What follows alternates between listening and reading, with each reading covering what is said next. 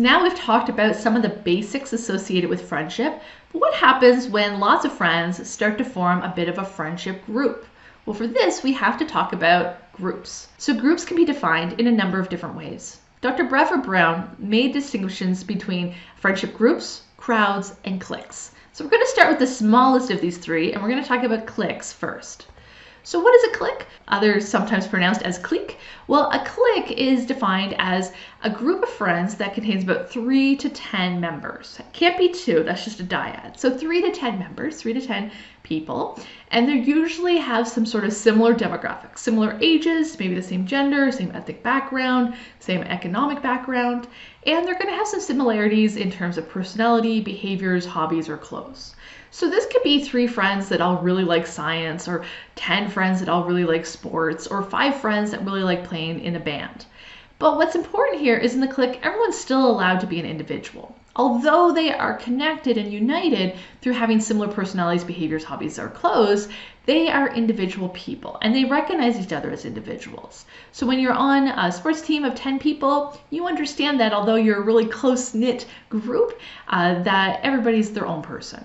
So what's important here in a clique is there's a lot of reciprocal friendship going on. So what's really important to understand in a clique is there's a lot of friendship going on. It's not just person 1 is friends with person 2, who's friends with person 3, who's friends with person 4, but it's the idea that person 1 has multiple friendships in the clique, and person 2 has multiple friendships in the clique. And so there is a bit more connectivity here. And so they identify each other as a group, they like to associate with each other, and they like doing activities together, but they still remain as individuals. So a clique is the smallest. Outside of the clique comes a crowd. A crowd is a larger group of people who start to lose their individual identity. A crowd can be as many as 50 individuals who all have a similar reputation-based identity when it comes to the larger group. It's this idea that no longer seeing people as individual band members or individual football players or individual scientists. They're now just seen as a broader stereotype. They're the jocks or the nerds or the band geeks or the druggies or the skateboarders or the lipsticks.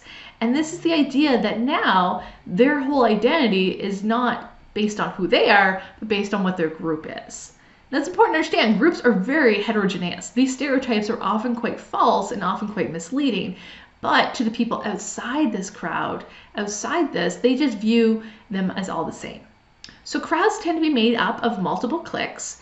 And although in the cliques everybody is connected and they're friends, it's very common for people to be associated in the same crowd as people who they're just peers or acquaintances with. And that's because this is from the outer side looking in. This is what other people outside this crowd view the crowd as. So they assume they're all connected even if they're not. And then larger than the crowds is what we call the groups. And these may be people that don't even have similar hobbies and aren't stereotypically based, but they just may be the grade 5s or the grade 12s. Or they may be the high school on the east side of the city versus the high school on the west side of the city. So the groups would be even bigger and tend to be defined as these even more heterogeneous groups, but people start to become less responsive to the individual differences and niches within those groups. So when we're talking about larger high school-based groups based on hundreds or thousands of kids, or when we're talking about stereotype-based crowds based on 50-ish kids, then this is going to be not necessary to make friends with everybody or even know everybody in your crowd or your group. But when we're talking about cliques, cliques tend to have a very well-defined structure. Now, in terms of the number of cliques and how they are structured, this tends to very much vary based on the larger group norms. So within a high school, there's going to be some norms that are going to really dictate how the crowds and how the cliques function. So let me explain this. You may belong to a high school group that is very cliquish. A high school that's very cliquish is going to have very rigid cliques where everybody knows who their friends are and there's very rigid boundaries and you don't associate with other people. You might also belong to a high school that's not cliquish. It's much more everybody's just a norm. And it's just the idea that nobody really has these rigid boundaries. Everybody's just friends with everybody.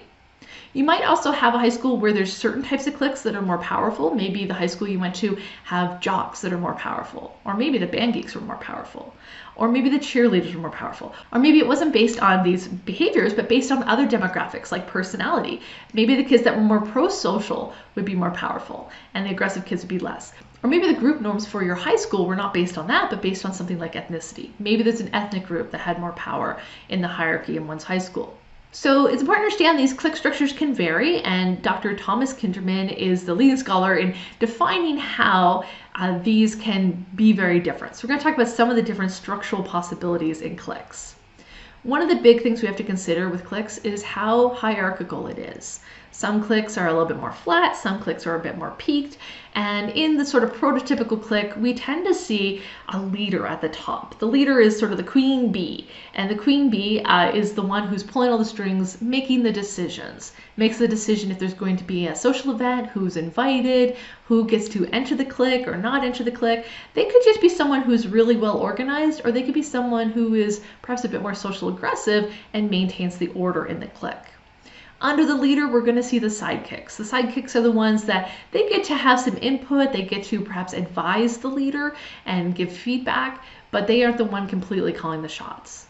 And then at the bottom, we have the followers. The followers are the ones that don't really have a lot of say. Maybe they don't desire a lot of say. They're not looking to be a leader, but they're the ones that just more go with the flow and go with what's going on. So they're a bit more subordinate. Now, it's important to understand that who sets the status and who invites someone into the group. It's more likely the leader is going to invite someone into the group, but it's possible for followers to invite a new follower into the group, but they may receive pushback from the sidekicks or from the leaders. Now, you may have a hierarchy that's more peaked with much more steps than that, or one that's more flat with fewer steps than that as well. In addition to hierarchy, it's important to consider the centrality of a clique. So the centrality refers to how information and how knowing what's going on in the clique spreads. So we tend to see the leader also be in the nucleus of the group. So they're in the center. They play a center role. What they know about is what's going on. Not always.